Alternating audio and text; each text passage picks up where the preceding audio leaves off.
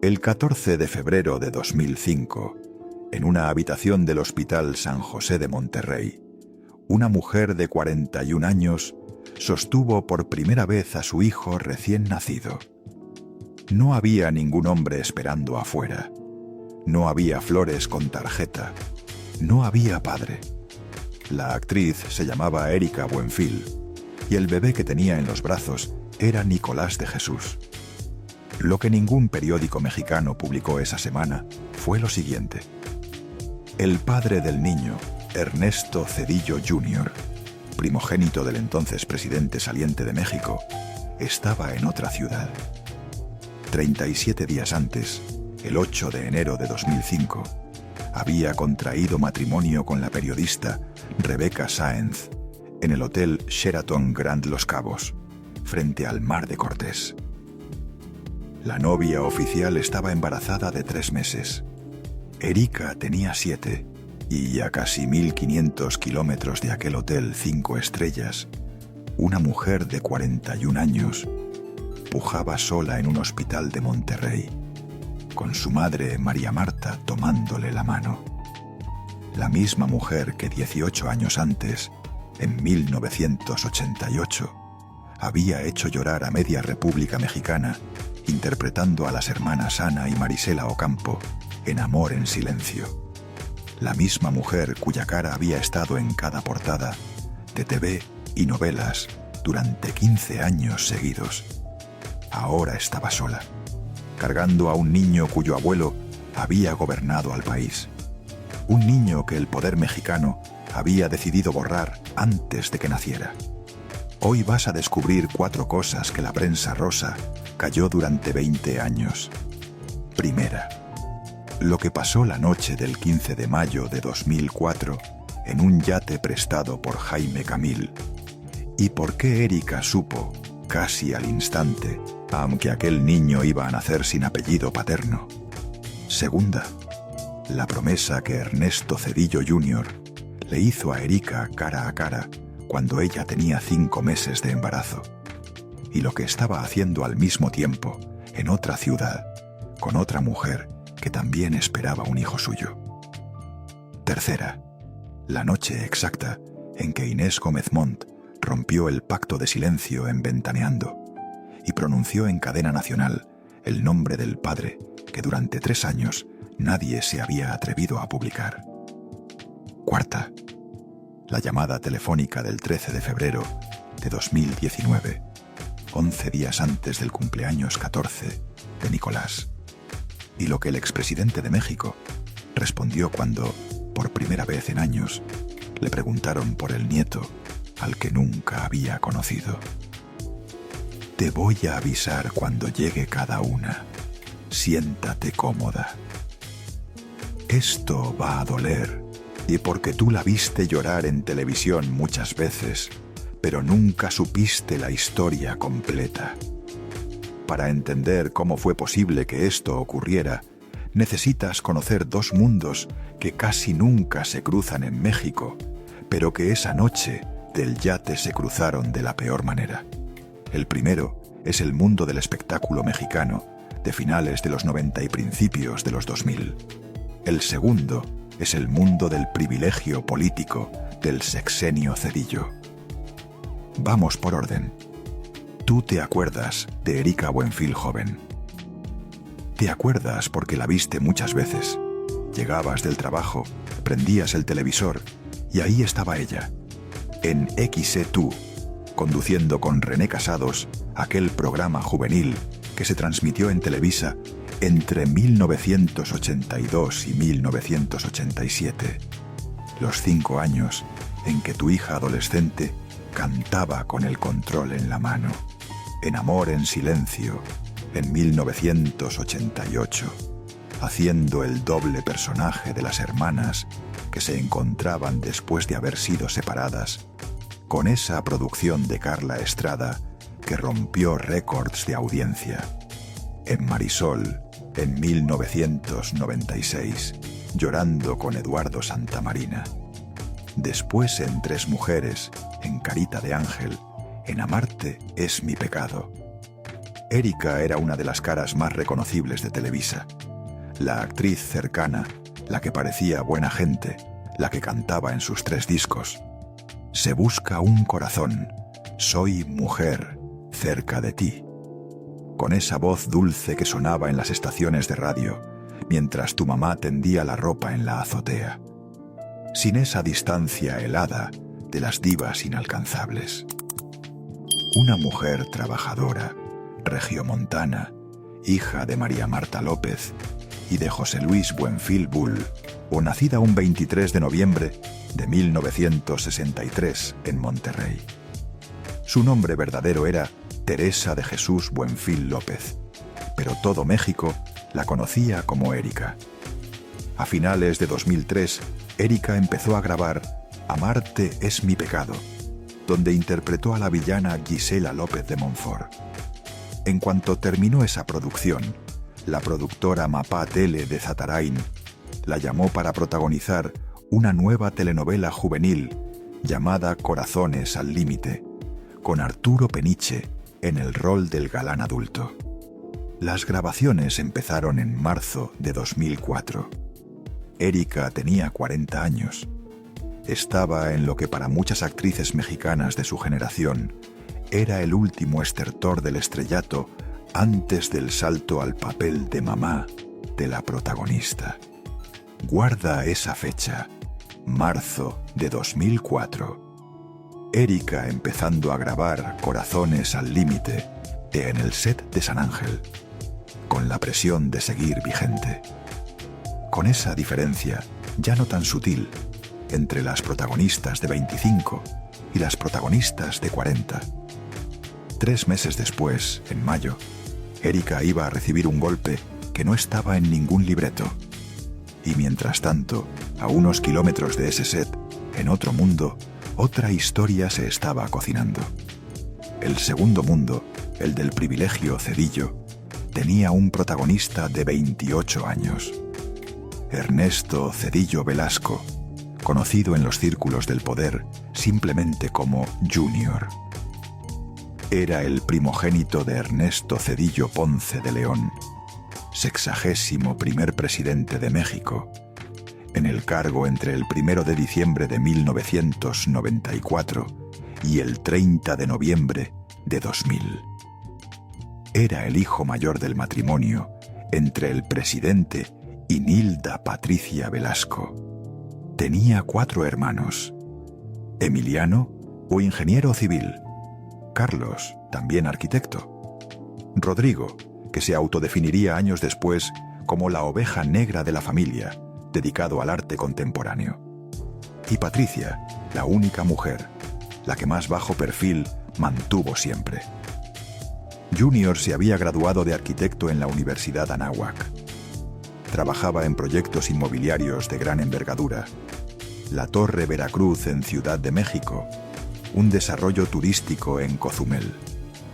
Su padre, ya retirado de la presidencia, daba clases en la Universidad de Yale, en New Haven, Connecticut, donde dirigía el Centro de Estudios sobre Globalización. La familia se había repartido entre Yale, Ciudad de México y Los Cabos.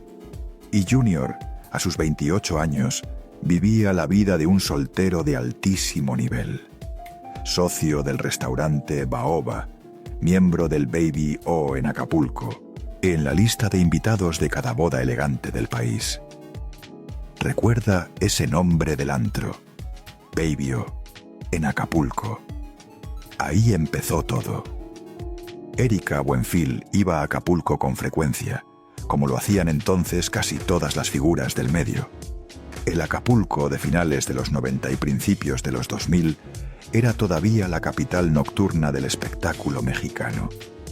La costera Miguel Alemán brillaba con luces neón. El Baby O, propiedad de la familia Sánchez Navarro, era el antro más exclusivo del país. Sus paredes negras, sus mesas reservadas con meses de antelación, su lista de socios donde aparecían los apellidos del PRI, los productores de Televisa, los empresarios del norte. Si tu espectadora pasó por Acapulco alguna vez en aquellos años, Recuerda perfectamente ese ambiente. La mezcla del calor pegajoso con el aire acondicionado del antro, con las cubetas de cerveza Corona, la música que mezclaba banda con electrónica, las parejas que entraban del brazo y salían cada una por su lado. Una noche de finales de 2003, Erika estaba ahí con un grupo de amigos. Junior se acercó. Le habló. Erika contó después, en su entrevista con Jordi Rosado, en 2021, lo que pasó. Le pareció demasiado joven. La diferencia de 12 años la incomodaba. Estaba interesada en otra persona. Lo rechazó. 2 veces, 3 veces, las que hicieron falta. Hasta que una noche, ya cansada de la insistencia, le dio su número de teléfono. Y empezó lo que ella misma describió como una relación corta. Muy corta. Pero lo suficientemente larga para cambiarle la vida. Aquí entra el tercer personaje en escena. Y es importante que retengas su nombre. Rebeca Sáenz Cárdenas. Periodista de TV Azteca. Nacida el 9 de mayo de 1972 en Culiacán, Sinaloa. Egresada de Ciencias de la Información y Comunicación en la Universidad de Monterrey. Cédula profesional 2.371.745. Expedida por la Secretaría de Educación Pública en 1996. Trabajaba en TV Azteca Noreste, en el área de ventas, y después se mudó a Ciudad de México en el año 2000 para hacer la sección Las 7 del 7. A inicios de 2004 era corresponsal de Azteca América en Estados Unidos, donde encabezaba el noticiero matutino junto a José Martín Sámano. Una periodista impecable, formal, con apellido del norte, con currículum sólido. La novia presentable. Anota esa palabra. Presentable. Es una palabra que vas a necesitar más adelante. Rebeca Sáenz y Ernesto Zedillo Jr. se conocieron en febrero de 2004 en Ciudad de México, en la inauguración del restaurante Baoba, del que él era socio. Las fuentes son consistentes en este punto. El flechazo fue inmediato. Empezaron a salir a mediados de febrero. Para mayo ya eran novios, pero un noviazgo discreto. Un noviazgo de los que no salen en revista. Un noviazgo entre el hijo del expresidente y una periodista de Azteca, que cuidan su imagen porque ambos saben que cualquier salida pública es noticia. Esa relación, en mayo de 2004, ya tenía 3 meses. Ahí encaja el dato que todavía no sabes. Porque mientras Junior salía con Rebeca en Ciudad de México, en otra esquina del mismo país, seguía teniendo encuentros esporádicos con Erika Buenfil. Erika no sabía que Junior tenía una novia formal, o la relación entre ellos había sido intermitente desde finales de 2003. Se veían cada 2 o 3 semanas, a veces en Acapulco, a veces en Ciudad de México. La actriz pensaba que era un romance de ratos libres, sin compromiso, sin promesas, pero también sin secretos. Lo que no sabía era que el muchacho que la besaba en Acapulco le había pedido a otra mujer, en Ciudad de México, que se quedara a vivir en su departamento. La mecánica del privilegio masculino mexicano funcionaba así, y todavía funciona. Aquí es donde entra el primer personaje secundario que necesitas conocer. Y es alguien que tu espectadora seguramente recuerda. Jaime Camil.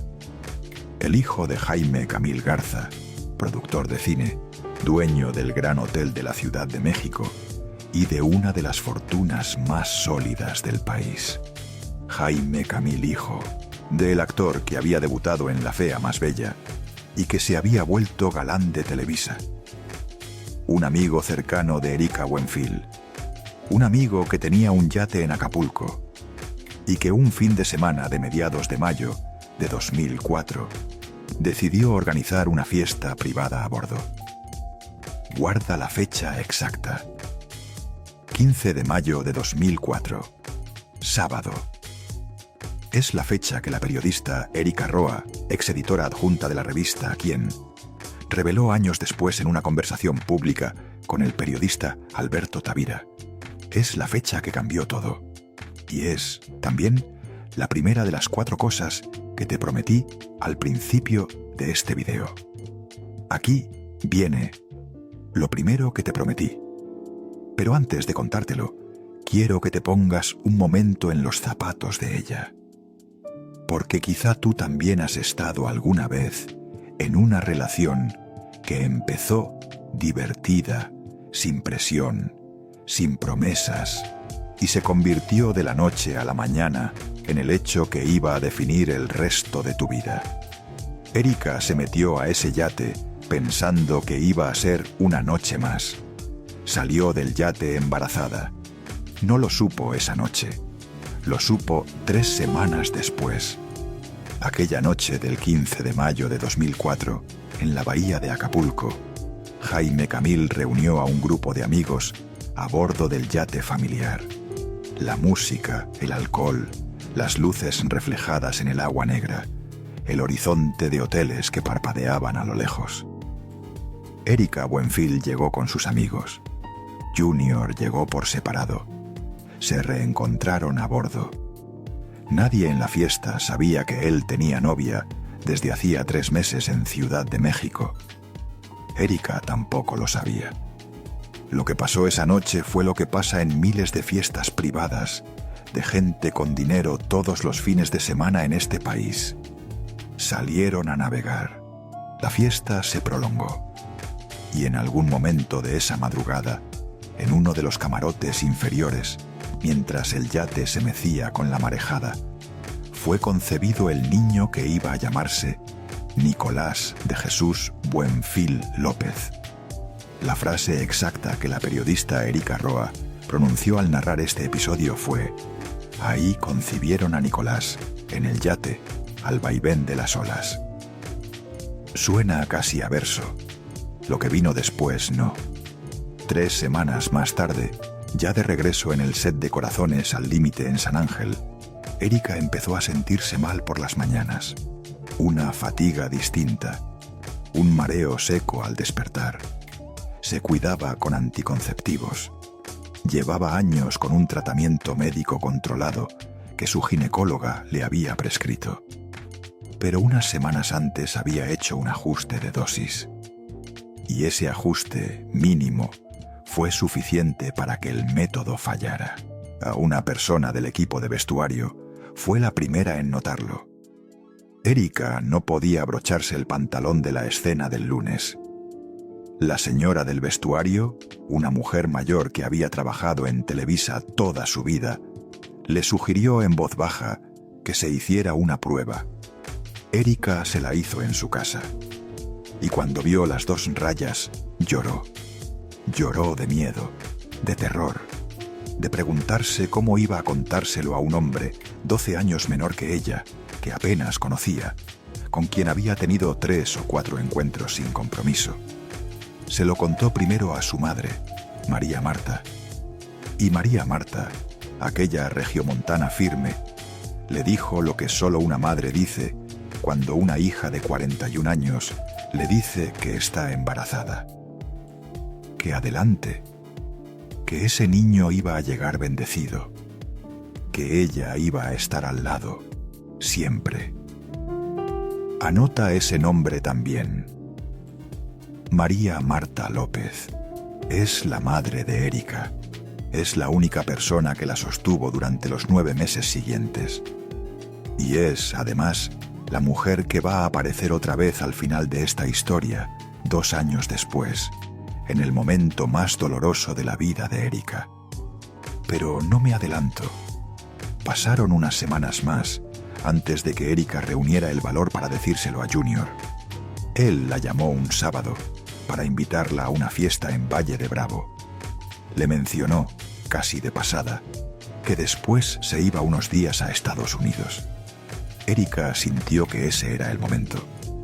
Le dijo, por teléfono primero, que necesitaban hablar. Junior accedió. Se vieron al día siguiente.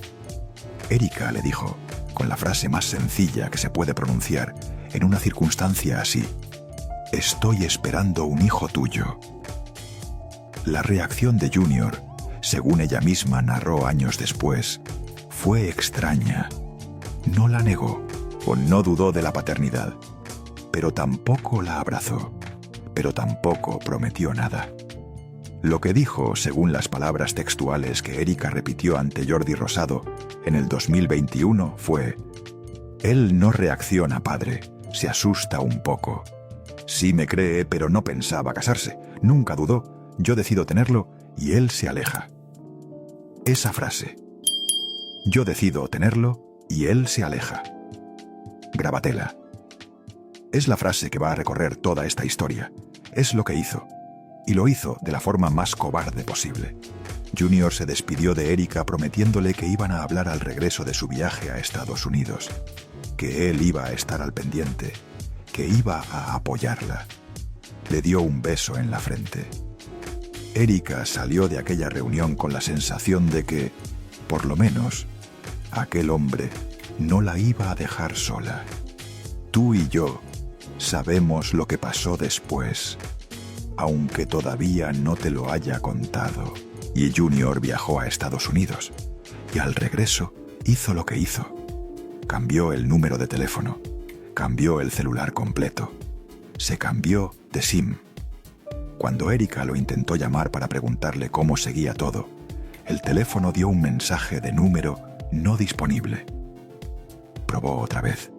Otra vez. La voz mecánica repetía la misma frase. Erika se quedó con el celular en la mano, en su departamento, embarazada de 5 semanas, sintiendo cómo el suelo se desfondaba.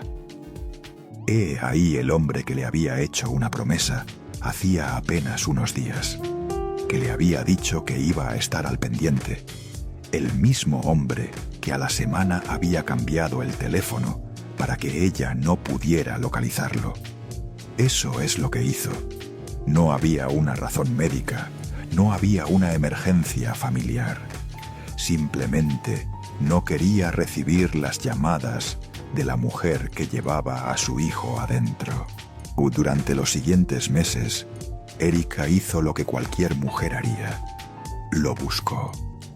A través de amigos comunes, a través de gente del medio, a través de cualquier hilo que pudiera tirar.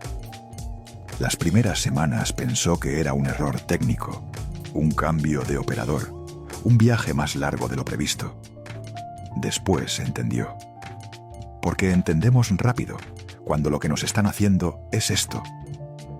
Hubo silencio, hubo desesperación, hubo noches de no dormir, hubo un set de telenovela donde tenía que llorar frente a las cámaras lágrimas falsas, mientras por dentro lloraba lágrimas verdaderas que nadie podía ver. Erika siguió grabando Corazones al límite hasta el final del año. La producción se enteró. La productora Mapá Tele de Zatarain, según testimonios de ese momento, fue una de las pocas personas dentro de Televisa que cubrió a Erika, o le permitió ajustar los horarios. Le permitió disimular el embarazo lo más posible. La actriz protagonista de una telenovela juvenil no podía aparecer con la barriga creciendo, así que las escenas se reorganizaron. Erika decidió que en cuanto terminara la grabación, regresaría a Monterrey, a la casa de su madre, a esperar al niño en su tierra. Y eso fue exactamente lo que hizo. Pero antes de irse a Monterrey, hubo un episodio más. Un episodio que la periodista Erika Roa describió a Alberto Tavira con detalle. Erika consiguió, a través de una amistad en común, el nuevo número de teléfono de Junior. Lo llamó. Él contestó. Acordaron verse. Erika ya tenía 5 meses de embarazo. Guarda ese detalle. 5 meses. Un niño con manos, con pies, con corazón funcionando. latiendo dentro del cuerpo de la actriz. A Junior se reunió con Erika en un sitio discreto de Ciudad de México, y aquella tarde le dijo algo que ella no esperaba. Le dijo: «Tengo novia». Le dijo el nombre: Rebeca Sáenz, la periodista de Azteca América, una mujer guapa, de buena familia, de Culiacán, profesional, con quien él llevaba ya casi un año. Erika lo escuchó sin moverse, y entonces le hizo la pregunta más obvia. Y la respuesta de Junior, según Roa, fue una respuesta que no esperaba. Él pensaba, según le confesó después a un amigo cercano, que Erika ya no estaba embarazada. Que en algún momento, durante esos meses de silencio, la actriz se había hecho cargo de otra manera. Que el problema en su cabeza ya estaba resuelto. ¿Tú entiendes lo que te estoy diciendo? Ese hombre, que había cambiado el teléfono precisamente para no enterarse, asumió durante 5 meses que Erika se había hecho cargo, sin preguntar, sin verificar, sin una llamada. El equivalente emocional de taparse los ojos y fingir que el problema no existe. Cuando vio la barriga de Erika, sin embargo, cuando entendió que el niño venía en camino, Junior cambió de tono.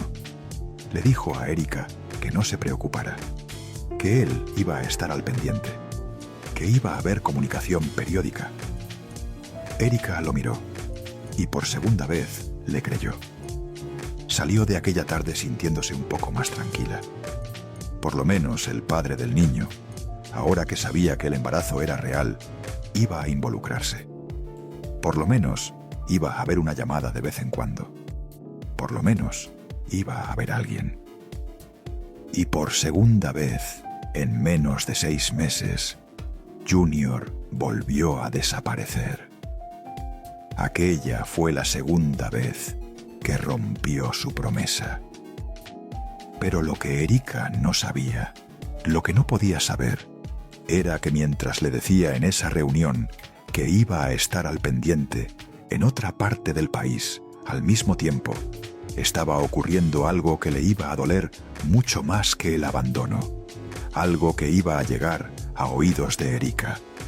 1 año después, como un golpe en la nuca, a través de una reportera de la revista ¿Quién?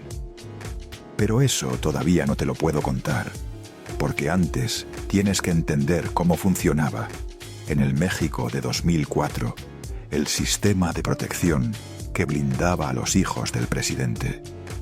Para entender lo que vino después, hay que entender una cosa que tu espectadora intuye, pero que pocas veces alguien pone en palabras claras. En México, durante el sexenio Zedillo y los años inmediatamente posteriores, los hijos del presidente vivían en una burbuja de protección triple. Primera capa, la protección institucional, Estado Mayor Presidencial, escoltas, choferes, agendas paralelas que jamás aparecían en ningún reporte oficial. Segunda capa, la protección económica. Negocios discretos en el sector inmobiliario, sociedades en restaurantes y desarrollos turísticos, contratos que iban llegando porque el apellido era el apellido. Junior tenía participación en el restaurante Baoba, en la Torre Veracruz, en proyectos en Cozumel. La tercera capa, la más invisible y la más eficaz, era la protección mediática. La prensa rosa mexicana, desde los 90, tenía un acuerdo no escrito con el círculo presidencial. Los hijos del presidente no eran tema. Sus parejas, sus matrimonios, sus separaciones, sus escándalos. Nada de eso se cubría. Tabijola, ¿Quién?, Caras, Vanidades. Todas las grandes revistas operaban con una lista invisible de nombres prohibidos. Los apellidos de los Zedillo aparecían en eventos sociales, en bodas, en bautizos, pero jamás en una nota de espectáculo de las que sí se publicaban a montones sobre los demás. Era una norma de cortesía que se mantuvo, en gran parte, incluso después del año 2000, cuando Zedillo padre dejó la presidencia. Esa tercera capa fue la que decidió el destino de Erika Buenfil durante los siguientes 3 años. Cuando ella regresó a Monterrey, en diciembre de 2004, ya con 6 meses y medio de embarazo, lo hizo con una certeza dolorosa. Nadie iba a publicar el nombre del padre de su hijo. La prensa rosa iba a especular, iba a poner iniciales, iba a decir: el padre del niño es un empresario regiomontano. Iba a soltar pistas, pero el nombre no. El nombre estaba protegido. Y eso le iba a tocar a Erika, durante años, a ser la única persona que cargaba la verdad, mientras todo el país especulaba. Mientras tanto, en Ciudad de México, otra historia avanzaba a toda velocidad. La historia de Junior y Rebeca Sáenz. Después de unos meses de noviazgo, en los que Rebeca probablemente no tenía la menor idea de lo que pasaba con Erika, las cosas se aceleraron. El 22 de octubre de 2004, exactamente 5 meses después de la noche del yate, Junior le pidió matrimonio a Rebeca. La pareja anunció a la familia Cedillo que iban a casarse. Rebeca, según se confirmó después, ya estaba embarazada. La fecha de boda se eligió rápido. Se eligió Los Cabos, Baja California Sur. Se eligió el Hotel Sheraton Grand, Los Cabos, Hacienda del Mar. Se eligió la fecha del 8 de enero de 2005. Una fecha extraña, en plena temporada baja, con poca gente alrededor, o con una boda íntima de pocos invitados. La razón de esa fecha tan precisa la entiendes en cuanto te detienes a pensarla. Erika Buenfil estaba a punto de dar a luz. Si la boda se hubiera retrasado un mes, el nacimiento de Nicolás habría salido en los periódicos al mismo tiempo que la boda. Casarse antes era, además de un compromiso emocional, un movimiento estratégico. Cuando Nicolás naciera, ya iba a haber una esposa oficial y una familia legítima del lado del padre. Y la prensa, que ya se movía con las reglas del silencio, iba a tener menos elementos para escribir. ¿Te das cuenta de lo que estoy diciendo?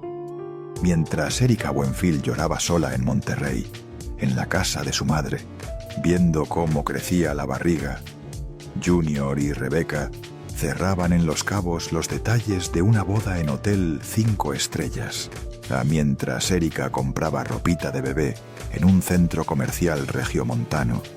En Ciudad de México se imprimían las invitaciones de boda. Mientras Erika escogía sola el nombre del niño, mientras se decidía por Nicolás de Jesús, en Los Cabos los meseros del Sheraton ya tenían una lista de pasabocas que iban a servir al juez del registro civil. La asimetría es brutal, pero es real. Y ocurrió. El 8 de enero de 2005, sábado, en un kiosco con vista al Mar de Cortés, Ernesto Cedillo Jr. y Rebeca Sáenz se casaron por lo civil delante de un juez y de sus respectivas familias. Rebeca, por entonces de 32 años, lucía vestido blanco, embarazada de 3 meses, de la que iba a ser su primera hija, Isabela. La fotografía oficial muestra a una pareja sonriente, abrazada, con el océano de fondo. Guarda también esa imagen mental, porque 37 días después de esa foto, a casi 1500 kilómetros de distancia, en un hospital de Monterrey, iba a nacer otro hijo del hombre que en esa foto sonríe. Erika Buenfil siguió grabando hasta el último momento que pudo. Después se fue a Monterrey y se instaló en la casa familiar. Su madre, María Marta, le preparó la habitación que había sido su recámara de niña. La actriz famosa, la mujer que durante 20 años había sido protagonista de telenovelas en horario estelar, regresó a la habitación de su infancia como si volviera al útero. Allí pasó las últimas semanas, sin novios, sin cámaras, sin make-up.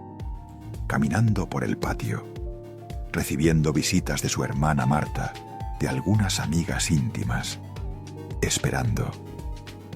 El 2 de febrero de 2005, en el Hospital San José TEC de Monterrey, a Nicolás de Jesús Buenfil López nació de cesárea. Pesó 3,2 kilos. Tenía los ojos como su madre y la frente, según dijeron las enfermeras, como su padre. Lo cargó primero la abuela, luego Erika. Aquella habitación de hospital en pleno invierno regiomontano, con el aire pesado del clima del norte, con esa luz blanca de las clínicas privadas mexicanas que parece de quirófano incluso en las habitaciones de recuperación, fue el escenario de los primeros 5 días de vida de Nicolás. Ningún flash de prensa entró. Ningún reportero rondó por el pasillo. La actriz famosa, la mujer cuya cara aparecía en cada portada durante años, había logrado parir en silencio. Esa fue, probablemente, la última cosa que el destino le concedió en aquel momento de su vida. Parir sin ojos encima. La actriz estuvo 5 días en el hospital, con un postoperatorio difícil, en una habitación con flores que le mandaron sus colegas de Televisa, pero también con un silencio enorme. Ningún comunicado oficial, ningún padre que firmara papeles. En el acta de nacimiento, en el espacio reservado para el nombre del padre, fue dejado un guión. Un guión. Los 2 apellidos del niño quedaron repetidos. Buenfil López. Como si fuera hijo de una mujer sola, que en cierta manera, y para todo efecto legal de aquel mes, lo era. Ahí tienes lo primero que te prometí. Esa es la historia de la noche del yate y de lo que pasó después. Ahora te pido que guardes un momento lo que sientes, porque lo que viene en el siguiente bloque te va a doler más, no por lo que pasó, por la forma en que el propio sistema del espectáculo y del poder político mexicano lo hicieron posible. Lo que pasó en los meses inmediatamente posteriores al nacimiento de Nicolás es la historia de un silencio coordinado. La prensa de espectáculos publicó la noticia del nacimiento, pero el nombre del padre no. Tvinovelas lo describió como un empresario del norte. ¿Quién habló de un personaje del medio empresarial? Vanidades mencionó a un caballero del que la actriz prefirió no hablar. Todas las revistas, todas sabían. Algunas lo sabían desde el principio, pero ninguna lo publicó. La razón estaba clara para cualquiera del medio. El respeto que las revistas mantenían al apellido del padre pesaba muchísimo más que cualquier consideración hacia la actriz que había quedado embarazada. La protección mediática del círculo Cedillo, esa tercera capa de la que te hablé antes, funcionó a la perfección. Y mientras eso ocurría, en Los Cabos, Junior y Rebeca celebraban su luna de miel. En septiembre de 2005, 8 meses después de la boda, nació Isabela. Esa sí salió en revista. Esa sí tuvo cobertura, fotos del bautizo, una entrevista de Rebeca en Hola. La hija oficial, la hija con apellido completo, la hija que iba a crecer en Polanco, en una familia de fotos perfectas, mientras el otro hijo crecía en Monterrey, anónimo, mientras su madre lo paseaba en carriola por el parque, pretendiendo que era una mujer cualquiera. Erika regresó a Televisa unos meses después. Le ofrecieron una participación en Duelo de Pasiones, en 2006, junto a Ludvika Paleta. Ella aceptó. Se mudó por temporadas a Ciudad de México con Nicolás bebé. Cargaba al niño al set, lo dejaba con una nana mientras grababa, regresaba en cuanto cortaban. Los compañeros de trabajo lo recuerdan. Era un bebé tranquilo, de ojos enormes, que crecía rodeado de actrices y maquillistas y técnicos de iluminación que se turnaban para sostenerlo. Era el bebé de la actriz. La rutina diaria era casi militar. Alarma a las 5 de la mañana, biberón, tina, ropa para el set, viaje en coche con el niño dormido en el asiento del bebé, llegada al foro de San Ángel a las 6:30, dejar al niño con la nana en el camerino, maquillaje y peinado, mientras Nicolás tomaba la mañanita, grabar, comer, regresar al camerino, amamantar si era posible, regresar a grabar, terminar el día a las 9 o 10 de la noche, regresar al departamento, baño del niño, cuento, dormir, y al día siguiente lo mismo. Solo de madrugada, en los breves momentos antes de quedarse dormida, Erika se permitía pensar en lo que había pasado. Y el padre, durante todo ese tiempo, a cero, ni una llamada, ni un mensaje, ni una flor, ni un peso de manutención. Erika nunca quiso pelear judicialmente. Ella misma lo explicaría años después, con esa generosidad que siempre la caracterizó, con esas palabras que dijo en una entrevista posterior, que jamás le exigió nada, que no quiso ensuciarle la vida a Junior ni a la nueva familia que él estaba construyendo, que prefería criar al niño sola, con sus propios recursos. Una decisión que muchas mujeres de su generación entenderán perfectamente. Una decisión generosa, sí, pero también, mirándola desde ahora, una decisión que ningún hombre debería haber recibido sin avergonzarse. Porque ella no tenía por qué hacerlo.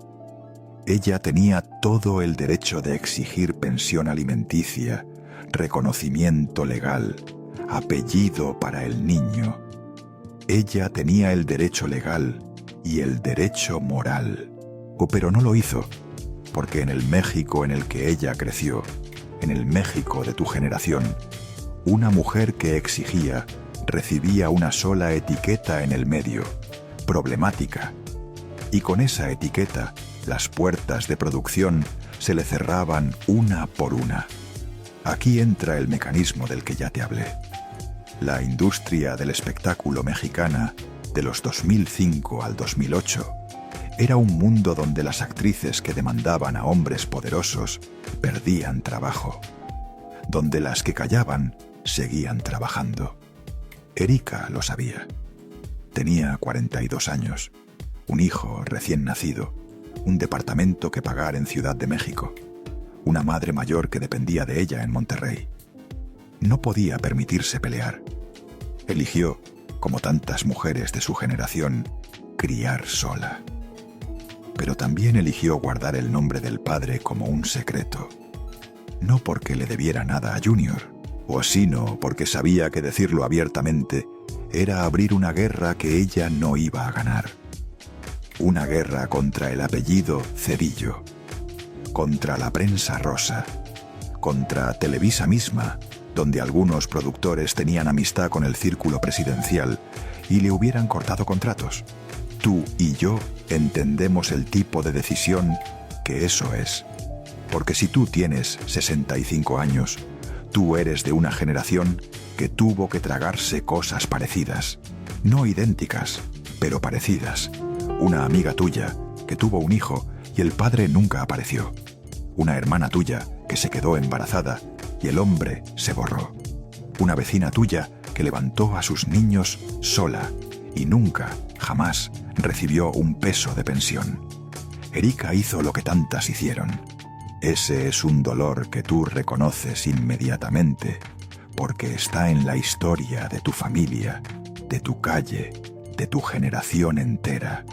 Mientras tanto, Junior seguía construyendo su vida con Rebeca. En septiembre de 2005 nació Isabela. Un par de años después, en 2007, llegó Victoria. La familia Cedillo Jr. se instaló en una casa en Lomas de Chapultepec. Rebeca dejó la televisión por 11 años para criar a las niñas. Junior siguió con sus proyectos arquitectónicos. La Torre Veracruz, los desarrollos en Cozumel, una mansión en Miami, valuada después en 100 millones de pesos. Una propiedad en Río Hudson, Nueva York, valuada en 61 millones de pesos, ambas vendidas en 2017, según reportes de Univisión y Proceso. la fortuna familiar, los apellidos, los círculos cerrados, las vacaciones en Europa, las niñas en colegios bilingües, la novia presentable cumpliendo el rol de esposa, el otro hijo lejos, en otra ciudad, o con otro apellido, sin existir oficialmente en ninguna foto familiar de los Cedillo. Y aquí es donde llegamos a la segunda promesa que te hice. Aquí viene lo segundo que te prometí. Y antes de contártelo, piénsalo un momento. Quizá tú también alguna vez descubriste que el hombre en el que confiabas le decía exactamente las mismas palabras a otra mujer. Quizá no. Quizá eso le pasó a una amiga tuya. Pero tú sabes lo que se siente. Ese tipo de traición que no se ve a simple vista, que no te da moratones, que te deja con un hueco en el estómago que tarda años en cerrarse. Eso es lo que le pasó a Erika, pero multiplicado por 10. Lo que Erika no sabía aquella tarde de octubre de 2004, cuando Junior la miró a los ojos en aquel encuentro en Ciudad de México y le prometió que iba a estar al pendiente, era esto. En ese mismo mes, exactamente unos días antes o después de aquella reunión, Junior le había pedido matrimonio a Rebecca Sáenz. El 22 de octubre de 2004. Mientras a Erika le prometía estar pendiente del embarazo, a Rebecca le entregaba un anillo de compromiso. Las dos mujeres estaban embarazadas del mismo hombre al mismo tiempo. Erika con 5 meses. Rebecca, en ese momento, recién embarazada, con la prueba positiva apenas hecha. Junior conocía las dos noticias y eligió a una, la que tenía apellido, la que era periodista de Azteca América, la que iba a aportar bien el rol social, la que la familia Cedillo iba a aceptar con menos murmuraciones. Y a la otra, a Erika, le mintió. Le dijo lo que necesitaba decirle para que se quedara tranquila aquella tarde. Y se fue a cerrar la fiesta de compromiso con la otra. Pero hay un detalle más. Un detalle que la periodista Erika Roa también reveló en aquella conversación con Alberto Tavira, y que es el que explica por qué este episodio cruza la frontera de una traición sentimental cualquiera y aterriza de lleno en el terreno de una decisión calculada. Cuando Junior y Rebecca anunciaron la fecha de la boda, eligieron el 8 de enero de 2005. Fíjate bien en la fecha. Erika iba a dar a luz a principios de febrero. Eso quería decir que la boda en Los Cabos iba a ocurrir exactamente 4 semanas y media antes del nacimiento de Nicolás. Casarse antes del parto, en términos prácticos, era construir la versión oficial primero. Cuando Nicolás naciera, la prensa ya iba a tener la imagen de la esposa legítima instalada en la cabeza. Cualquier intento de Erika por reclamar algo iba a chocar con esa imagen. Cualquier nota que se publicara sobre el niño iba a verse opacada por las fotos del matrimonio en Los Cabos. La logística, según todas las personas que estuvieron cerca de aquel proceso, llevaba dedo en el plano. Alguien dentro del círculo Cedillo había hecho los cálculos. Y aquí va un dato que me parece especialmente brutal, casi intolerable. Junior, según fuentes cercanas a aquel momento, le hizo el mismo regalo material a Rebecca y a Erika durante el embarazo. Una camioneta del mismo modelo, del mismo color, del mismo año. La revista ¿Quién?, según contó después la propia Erika Roa, llegó a fotografiar las dos camionetas en eventos distintos. Cuando los reporteros las cotejaron, descubrieron que eran el mismo vehículo, mismo modelo, mismo color, mismo año. Una para la novia oficial, una para la madre del hijo no reconocido. Como si el hombre que las había embarazado a las dos hubiera resuelto el dilema con un cheque idéntico para cada una. Como si la presencia simbólica de un padre se pudiera comprar con un mismo regalo replicado. Si tú llegas hasta este punto del video, si todavía estás aquí escuchándome, quiero que te tomes un segundo y que entiendas lo que estas historias representan. Tú escuchaste una historia sobre famosos y por debajo te llegó algo más grande.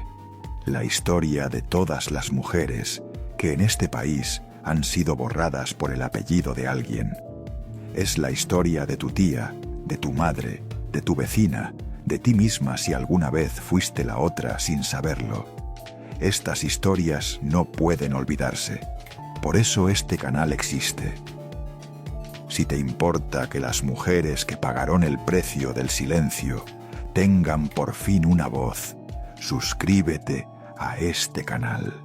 O lo hago porque cada suscripción es una voz más que dice que no vamos a dejar que estas historias se entierren otra vez.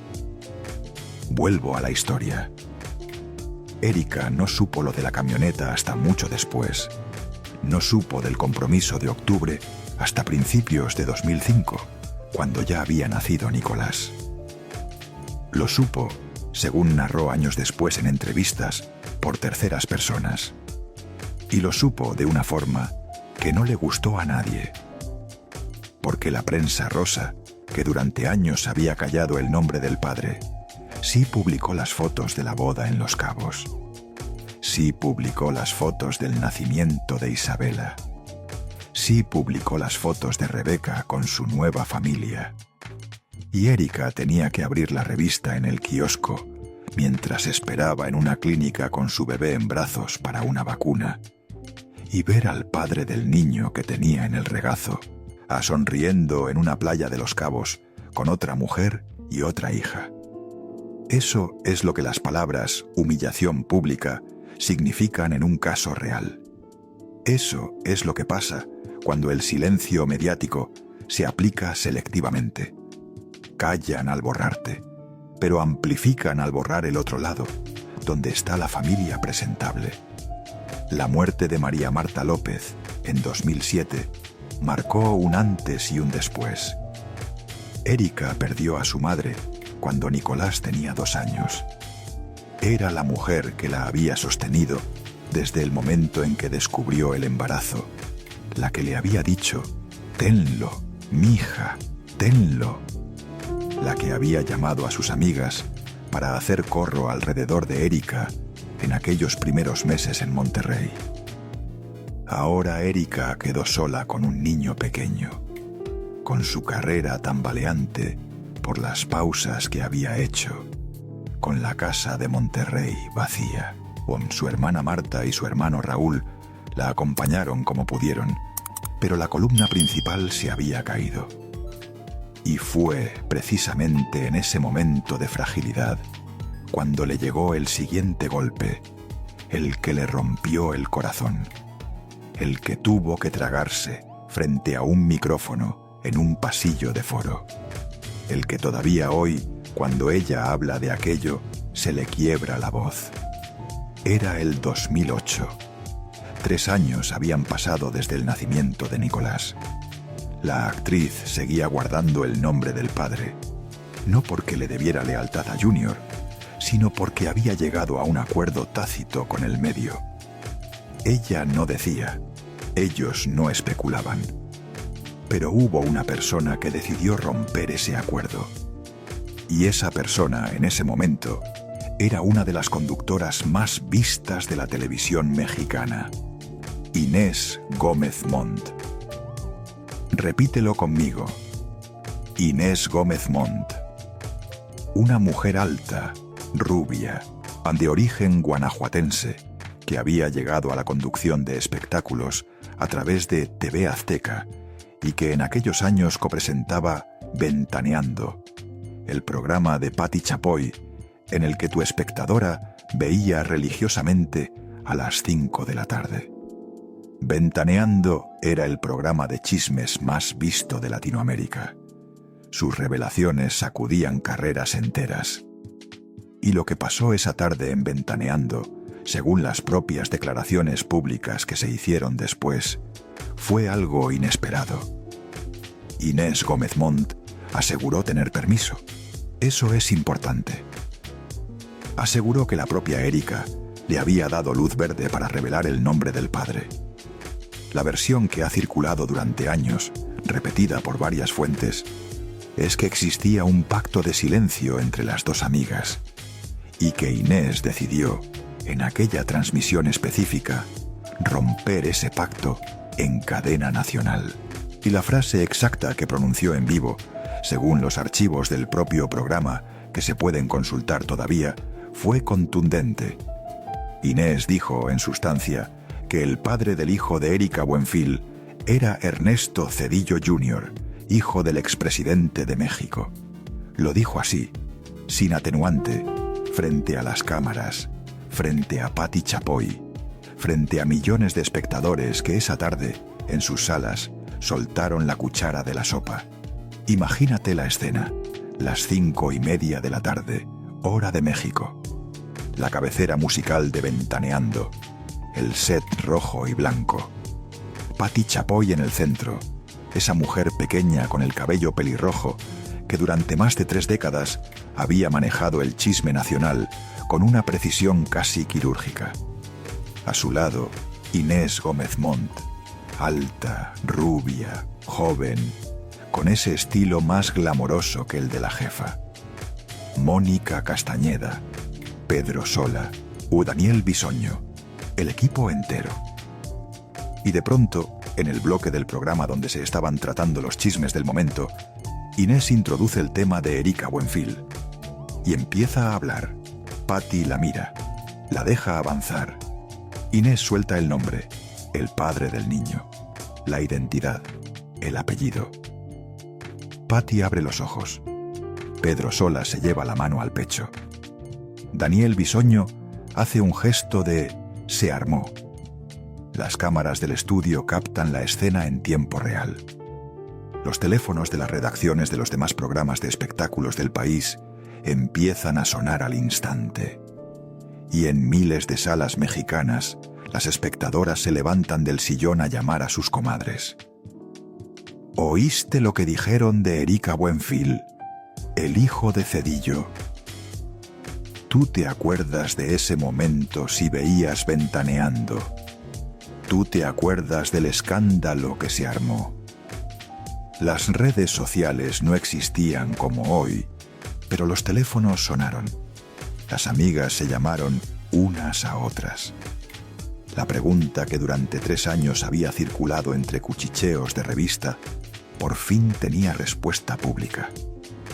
El padre del niño de Erika Buenfil era el hijo del expresidente Zedillo. La actriz favorita de las telenovelas tenía un hijo con un primogénito presidencial. Y todo el mundo había estado callando durante 3 años enteros, una verdad que ahora una conductora en Ventaneando acababa de pronunciar en vivo. Erika, según contó después, no estaba viendo el programa esa tarde. Le llamaron por teléfono. Una amiga le dijo, «Prende la tele, prende la tele». Pero Erika no quiso prender la tele. Sabía exactamente lo que había pasado. Y lo único que pudo hacer fue encerrarse en su recámara y llorar. Llorar de rabia, de impotencia, de saber que 3 años de silencio cuidadoso, de protección de Nicolás, de evitar que el niño tuviera que crecer con flashes y micrófonos persiguiéndolo, se habían roto en una transmisión de 5 minutos. Se sintió traicionada por una amiga. Se sintió expuesta. Se sintió, durante semanas, incapaz de salir a la calle. Aquí hay que hacer una pausa, porque necesitas saber quién era Inés Gómez Montt en ese momento y quién es Inés Gómez Montt hoy. Ella era, en 2008, la reina intocable de los espectáculos de TV Azteca. Pero hoy, en 2026, Inés Gómez Montt está prófuga de la justicia mexicana, junto con su marido, Víctor Álvarez Puga. Pesa sobre ellos una investigación por lavado de dinero por más de 3.000 millones de pesos se encuentran, según las últimas informaciones, fuera del país. No han pisado México en años. El destino tiene cosas como estas. La mujer que rompió el silencio de otra mujer. Vive hoy escondida, ocultando su propio nombre en algún lugar del mundo. Pero volvamos a 2008. Después de aquella revelación en Ventaneando, los medios se lanzaron sobre Erika. Ahora había nombre, había apellido, había foto, había genealogía. La conversación cambió de golpe. Ya no se hablaba del padre misterioso, sino de un Cedillo. La prensa rosa, que durante 3 años había guardado el secreto por respeto al apellido Cedillo, descubrió de repente que la veda se había levantado. Y empezó a publicar reportajes, entrevistas, especulaciones. La pregunta que durante años había sido tabú, ¿quién es el padre?, se convirtió en la pregunta cotidiana en cada alfombra roja, en cada estreno, en cada premiación. Erika tenía que sonreír mientras le ponían el micrófono, o tenía que esquivar mientras los reporteros le preguntaban si Junior se había hecho cargo. Tenía que, sobre todo, proteger a Nicolás de aquella súbita exposición. El niño tenía 3 años. No entendía por qué de pronto las personas en la calle se quedaban viéndolo. No entendía por qué su mamá ya no podía caminar tranquila por un centro comercial. Ese es el precio que pagaron. No solo ella, el niño también. El niño que no tenía padre y que ahora tampoco tenía anonimato. El niño que a los 3 años ya era material de portada. Eso es parte de la historia también. Y es parte de lo que Erika nunca, jamás, le perdonó del todo a Inés Gómez Montt. La familia Cedillo nunca, en ningún momento, hizo una declaración pública sobre el tema. Ni el expresidente, ni Junior, ni Rebeca Sáenz, ni los hermanos. Hubo un silencio absoluto, un silencio que decía mucho. Cuando los reporteros conseguían acercarse a Junior en eventos donde aparecía, él esquivaba. Cuando intentaban preguntarle a Cedillo padre en alguna conferencia académica en Yale, los asesores los apartaban. Cuando alguna revista intentaba conseguir una declaración del Círculo Cedillo, recibía la misma respuesta: no comments. Esa palabra, en inglés, repetida desde Yale por un equipo de prensa profesional durante años. No comments. El borrado total. Como si el niño no existiera, como si la madre del niño tampoco. Erika siguió trabajando. Hizo Tormenta en el Paraíso en 2008. Mañana es para siempre en 2009. Mar de Amor en 2009. Triunfo del Amor en 2010, junto a su gran amiga Victoria Rufo. Amores verdaderos entre 2012 y 2013, con Eduardo Yáñez y Eleazar Gómez. Ese papel, el de Victoria Valvanera de Briz, fue uno de los más importantes de su carrera. Ganó premios TV y novelas. Erika se reinventó. Aceptó que ya no iba a ser la protagonista de 29 años y empezó a aceptar papeles de mujer madura, de mamá, de villana sofisticada. Y siguió criando a Nicolás, sola, sin pensión, sin apellido paterno, sin un solo regalo del lado Cedillo en cumpleaños o en Navidades. Nicolás creció sabiendo que su papá era alguien, pero no entendiendo bien quién. Erika se lo fue contando despacio, conforme el niño podía digerirlo. Cuando Nicolás tenía 7 u 8 años, ya sabía que su padre era arquitecto. Cuando tenía 10, ya sabía el nombre.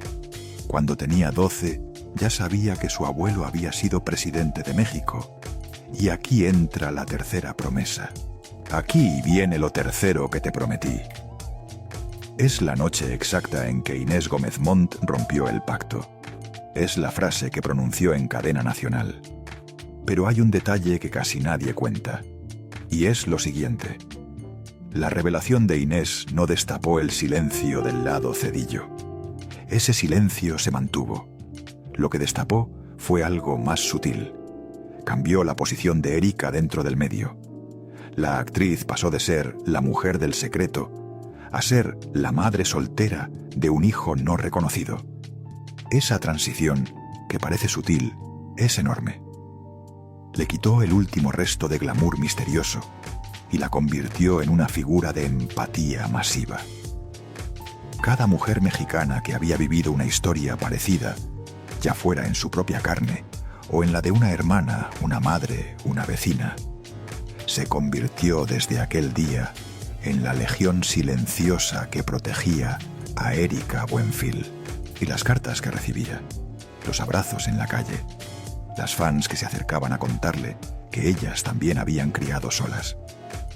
Erika, desde aquel día, dejó de ser una actriz famosa y se convirtió en algo más. Se convirtió en una mujer que le pertenecía a su gente, en una representante de todas las mujeres silenciadas por el sistema del apellido. Eso es lo que Inés Gómez Montt no pudo prever, que al destaparla le entregó al país una figura nueva, una figura más fuerte que la actriz que había sido, una figura que su gente iba a defender hasta hoy. Mientras Erika se reinventaba como actriz y como madre, en el otro lado del país, en otra órbita, Junior y Rebeca seguían su vida. Las hijas crecían. Isabella iba al colegio. Victoria, 2 años menor, también. Las niñas no tenían noticia de su medio hermano Nicolás. La familia Cedillo no hablaba del tema. Cuando alguien lo sacaba en una conversación, en una cena, Junior cambiaba de tema. Cuando alguien le preguntaba a Rebeca por el otro hijo de su marido, ella sonreía y pasaba de largo. Era, según testigos de aquel círculo, un tema vetado dentro de la propia casa, como si Nicolás fuera un fantasma que habitaba detrás de la puerta del comedor, que existía, pero del que no se hablaba. Junior tampoco le hablaba a su padre. Cedillo padre, en Yale, completamente involucrado en su vida académica, no preguntaba. Si supo del nieto, fue porque alguien se lo dijo. Si lo supo y nunca preguntó, fue por elección. La familia Cedillo, esa primera familia presidencial de la transición democrática mexicana, simplemente decidió que ese niño no formaba parte de su árbol genealógico. Y aquí pasa algo que es importante que entiendas. Porque el dolor de tener un padre que no te llama, aunque sea un dolor enorme, tiene un peso distinto que el dolor de tener un abuelo que gobernó a tu país y que nunca, en ningún momento, mostró interés por conocerte. El padre ausente te duele como persona. El abuelo que te borra te duele como historia. Porque tu apellido, tu linaje, tu lugar en el mundo está definido por ese abuelo que no te quiere en su foto familiar. Ese es el dolor que Nicolás Buenfil tuvo que cargar durante los años en que fue adolescente. Hubo un momento, alrededor de 2016, 2017, en que Nicolás empezó a hacer preguntas más serias. Tenía 11, 12 años. Erika lo notó. Estaba creciendo. Estaba viendo cómo otros niños iban con sus papás a partidos de fútbol. Cómo otros niños tenían abuelos que los recogían en la escuela. Y empezaba a sentir, como sienten todos los hijos no reconocidos, esa sensación específica de que falta una pieza. Le preguntó a Erika por primera vez de manera directa si su papá iba a aparecer alguna vez. Erika le contestó con sinceridad: «Yo no sé, mi vida, eso depende de él». Le preguntó si su abuelo, el expresidente, iba a querer conocerlo. Erika tuvo que tragar saliva. Le contestó: «No sé, hijo, no sé». Era la respuesta más honesta que una madre puede darle a su hijo, aunque le doliera al pronunciarla. Erika no podía prometer nada. Llevaba 12 años esperando una llamada que no llegaba. Pero la llamada llegó. Eventualmente llegó. Y aquí es donde tenemos que llegar a la última de las 4 promesas. Aquí viene lo cuarto que te prometí. Esta es la parte que casi nadie ha contado de manera completa. Esta es la llamada del 13 de febrero de 2019 y el contexto que la rodea. Era miércoles. Ese día de la semana es relevante porque a Erika Buenfil le gusta organizarse. Los miércoles a media tarde suele tener libre. Estaba en su casa con una amiga tomando un café. El teléfono sonó. Erika revisó la pantalla.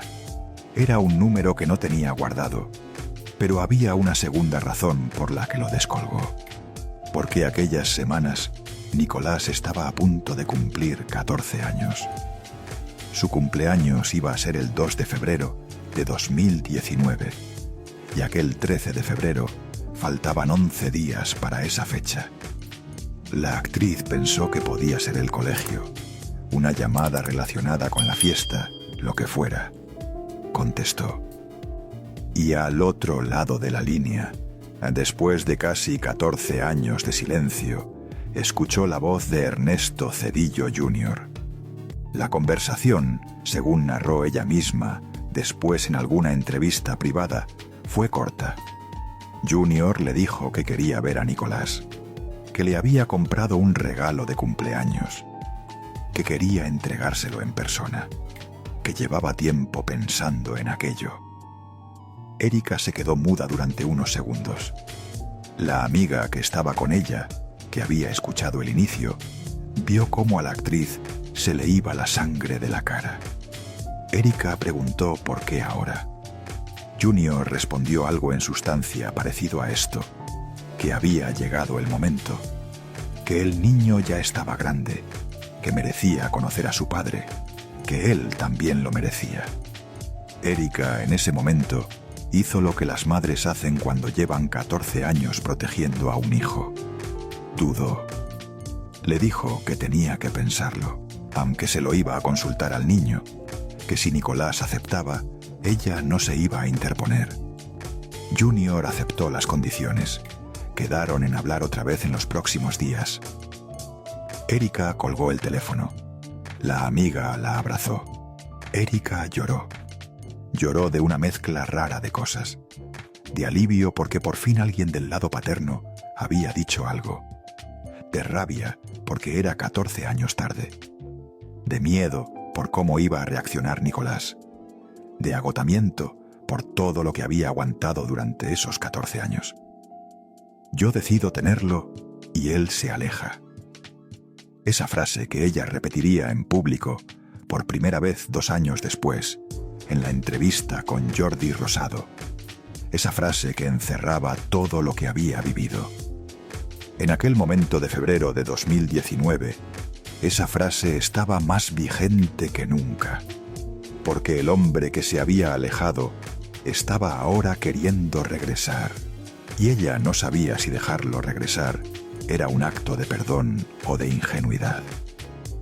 Erika habló con Nicolás esa misma noche. El niño ya casi no era un niño.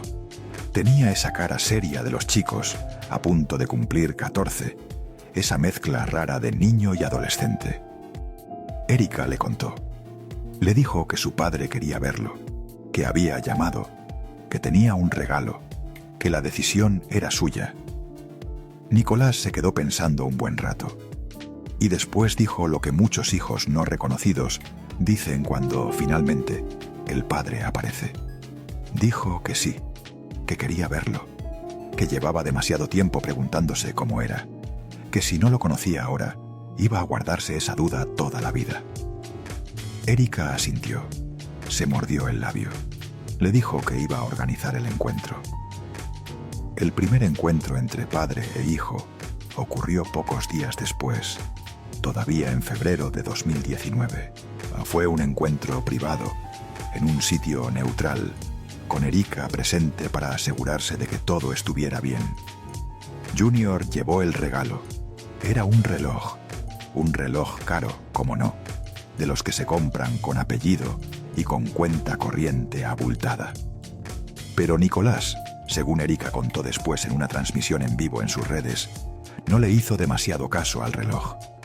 Lo que le impactó fue otra cosa. Lo que le impactó fue el parecido físico con su padre. La frente, los ojos, la forma del mentón. Nicolás, en aquella reunión, según testigos cercanos, miró a Junior durante varios minutos sin hablar. Estaba viendo, por primera vez en su vida, el origen biológico de la mitad de su rostro. Un adolescente que durante 14 años había crecido viéndose al espejo y reconociendo solo a su madre, a la hora tenía enfrente al hombre del que había heredado la otra mitad. Esa impresión, según ha podido reconstruirse después, lo dejó callado durante los primeros minutos. Junior, por su parte, tampoco habló mucho. Hubo un abrazo torpe. Hubo un silencio incómodo. Hubo intentos de empezar conversaciones que se cortaban a la mitad. La conversación se construyó en pequeños fragmentos. El colegio, los deportes, qué le gustaba escuchar al niño, qué arquitecturas le interesaban a él. Pero también hubo, según ambas partes confirmaron después, el inicio de algo. La línea entre ellos, después de 14 años cortada, había vuelto a establecerse. Aquella tarde, según contó Erika, ella permaneció discreta en una mesa cercana, viendo cómo padre e hijo se conocían. Y cuando salieron del lugar, Nicolás le dijo en el coche, mientras volvían a casa: «Es raro, mamá, pero está bien». Esas palabras, esa sencillez de adolescente, fueron las que la actriz se llevó esa noche al departamento. Pero faltaba una pieza, la pieza más alta de la familia, el abuelo, Ernesto Zedillo Ponce de León, el 61º presidente de México. ¿Dónde estaba el exmandatario mientras todo esto ocurría? En New Haven, Connecticut, en su despacho de la Universidad de Yale, donde ocupaba una cátedra como profesor de economía y dirigía el Centro de Estudios sobre Globalización desde 2002. Vivía con Nilda Patricia Velasco, su esposa de toda la vida, en una casa cómoda de barrio universitario. Daba conferencias por todo el mundo. Escribía artículos para Project Syndicate. Asesoraba a gobiernos sobre política económica. La vida pública del expresidente, o en la segunda década de los 2000, era una vida de prestigio académico internacional, de reputación cuidada, de apariciones en foros como el de Davos. Y en toda esa vida pública, durante 15 años, jamás hubo una sola declaración sobre el tema de Nicolás Buenfil. Ni una, ni un comunicado, ni una respuesta a una pregunta de prensa. Cero. Si los reporteros mexicanos intentaban acercarse al tema en alguna gira por México del expresidente, la oficina de prensa de Yale, profesional, los ignoraba. La consigna era simple: no hay declaración. Por eso lo que ocurrió después del primer encuentro entre padre e hijo es tan revelador. Después de aquel febrero de 2019, Nicolás fue creciendo en su relación con Junior. Hubo más encuentros, vacaciones compartidas, convivencias con las hermanas Isabela y Victoria. En mayo de 2024, tras una comida familiar en alguna playa mexicana, probablemente Ixtapa o Zihuatanejo, Nicolás publicó por primera vez fotos abiertas con su padre y con su hermana Isabella en redes sociales. La foto, captada en una carne asada, mostraba al joven mostrando algo en su teléfono a un Junior sonriente. Lo que era impensable durante años, ahora ocurría. El hijo no reconocido, la familia legítima, todos en la misma mesa, comiendo juntos.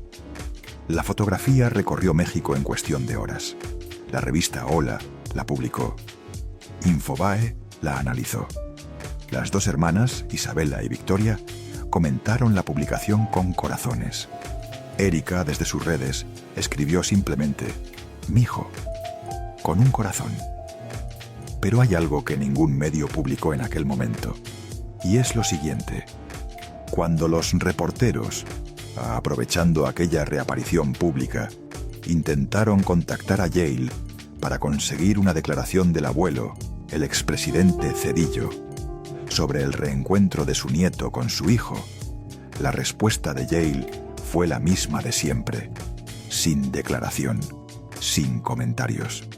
14 años después del nacimiento de Nicolás, el expresidente de México seguía sin pronunciarse, ni para reconocerlo, ni para negarlo, ni para felicitar a nadie. Silencio absoluto.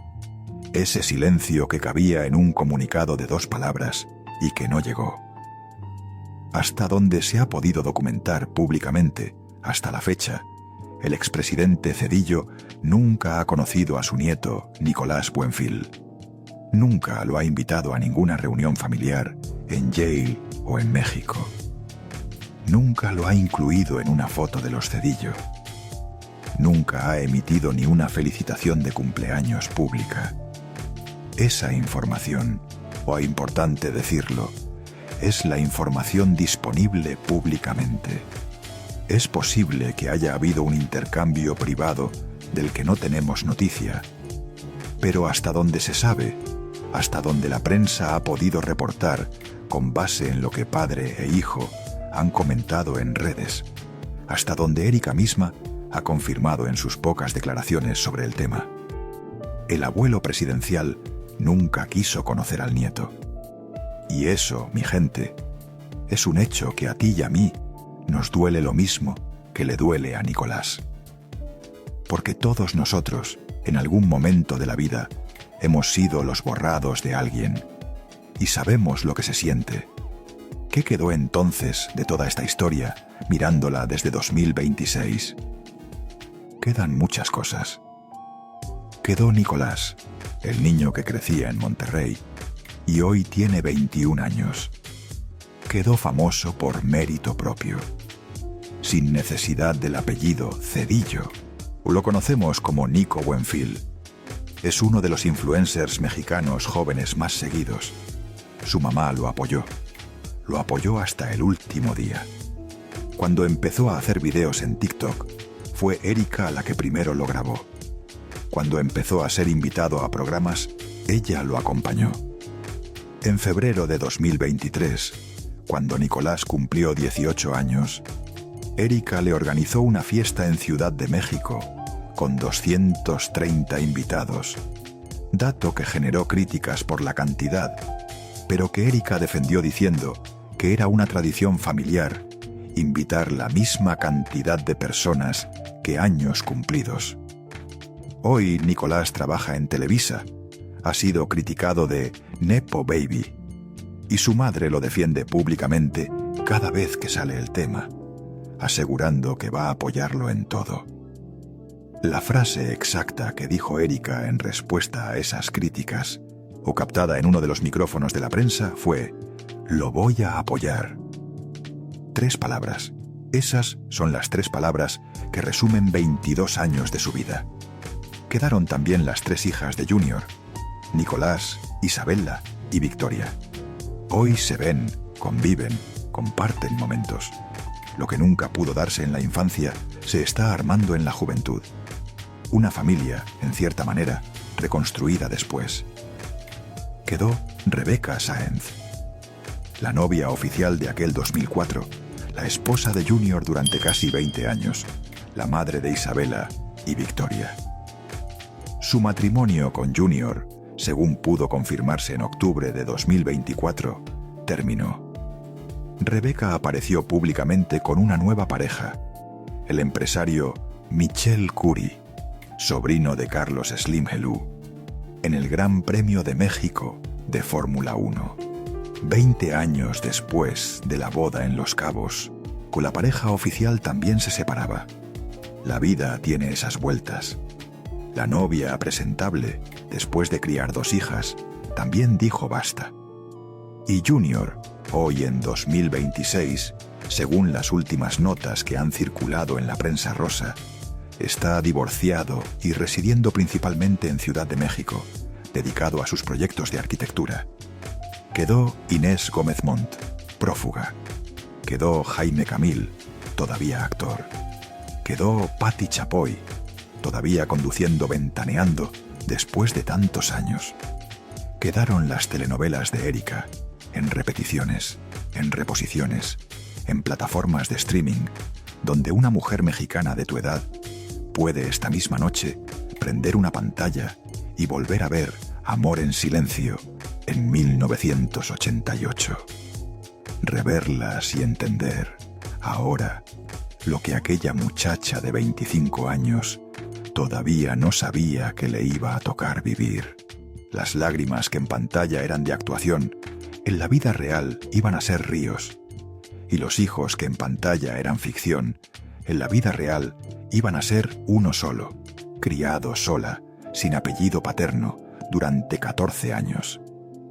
Quedó, sobre todo, Erika Buenfil, la actriz que nació un 23 de noviembre de 1963 en Monterrey y que hoy, con 62 años cumplidos, vive en Ciudad de México, baila en TikTok, donde tiene millones de seguidores, conduce su canal de cocina. Sazonando con la Buenfil, hace participaciones especiales en telenovelas, va a firmas de autógrafos, se toma fotos con señoras de tu edad que se le acercan emocionadas en plazas comerciales y aeropuertos. Erika es, hoy, una mujer plena, una mujer sin amargura, una mujer que tiene a su hijo cerca, que tiene su trabajo, que tiene su público, o una mujer que decidió, en aquel momento crítico de 2004, no dejar que la traición la convirtiera en un personaje resentido. Y eso, mi gente, no es poca cosa. Vuelvo al principio. Vuelvo al hospital de Monterrey, a aquel 14 de febrero de 2005, a aquella habitación con las flores enviadas por colegas de Televisa y con un silencio enorme y con una mujer de 41 años cargando por primera vez al niño que iba a ser su única razón de existir durante muchos años. Aquella mujer, sola, sin marido, sin un padre que firmara papeles, sin un anuncio en revista de la familia legítima del lado paterno, hizo lo único que se podía hacer. Apretó al niño contra su pecho, sintió los latidos de él pegados a los de ella y eligió. Eligió no destruirse de rabia. Eligió no convertirse en víctima permanente. Eligió no demandar, o eligió cargar lo que le tocaba cargar. Lo dijo después con las palabras más exactas que existen para describir lo que pasó. Yo decido tenerlo y él se aleja. Esa es la sentencia. Esa es la frase que define los últimos 21 años de la vida de Erika Buenfil. Y la escribió ella misma en un momento de absoluta claridad frente a Jordi Rosado, una tarde cualquiera de 2021. Tú que llegaste hasta aquí, tú que te quedaste conmigo durante toda esta historia, tú que probablemente conociste a Erika por XETú, o por Amor en Silencio, o por Marisol, o por Triunfo del Amor, tú que la viste crecer en pantalla y que ahora supiste, completa, la historia de su parte oscura. Quiero que te quedes con una idea final. El poder político mexicano tiene muchas formas de borrar a una persona. Una de ellas, la más limpia, es el silencio. Cuando no hay gritos, no hay amenazas, no hay violencia explícita. Simplemente nunca se habla de ti, nunca se te llama, nunca se te invita, nunca se te incluye en una foto. Ese silencio es el arma. Y cuando ese silencio lo ejecuta una familia que tuvo la presidencia, el peso es insoportable. Erika Buenfil lo soportó. Nicolás lo soportó. Cada una de tus amigas, que fue borrada por un hombre de buen apellido, lo soportó. Por eso estas historias, mi gente, no pueden olvidarse. Por eso hay que contarlas completas. Para que la próxima generación de mujeres que le vaya a pasar algo parecido tenga al menos la tranquilidad de saber que alguien en algún lado le va a prestar la voz. A toda mi gente que está escuchando desde México, desde Estados Unidos, desde Colombia, desde Argentina, desde Chile, desde España, desde donde sea que estés esta noche con los audífonos puestos o con el celular sobre la mesa de la cocina, gracias. Gracias por llegar hasta aquí. Gracias por permitirme contar esta historia con la profundidad que merecía. Quiero pedirte un favor antes de que termines de escuchar. En los comentarios cuéntame, ¿cuál fue la primera telenovela en la que viste a Erika Buenfil? ¿Recuerdas la canción de X tú? ¿Qué se sintió la tarde aquella en que Inés Gómez Montt rompió el silencio en Ventaneando? Quiero leer tus historias. Quiero que esto se convierta en una conversación. Porque ella merece, después de tantos años de silencio, escuchar que sus espectadoras también la acompañaron. Y antes de terminar, una última cosa. La próxima historia que vamos a contar es la historia de otra mujer del medio del espectáculo que también pagó un precio carísimo por amar a un hombre con apellido. Una mujer cuyo nombre tú reconoces. Una mujer que también lloró sola. Pero esa, mi gente, te la cuento la próxima semana. Hasta entonces, cuídate mucho. Que esta historia no se quede en el aire, que se quede en el corazón. Yo decido tenerlo y él se aleja. Esa frase es de Erika Buenfil. Es también, de alguna manera, la frase de todas las mujeres que cargaron solas algo que dos personas habían empezado juntas. Y mientras tu espectadora estuvo aquí esta tarde escuchándome, Erika, en algún departamento de Ciudad de México, probablemente está grabando un video de cocina con su hijo Nicolás al lado, riéndose de algo que él dijo, sin rencor, sin amargura, simplemente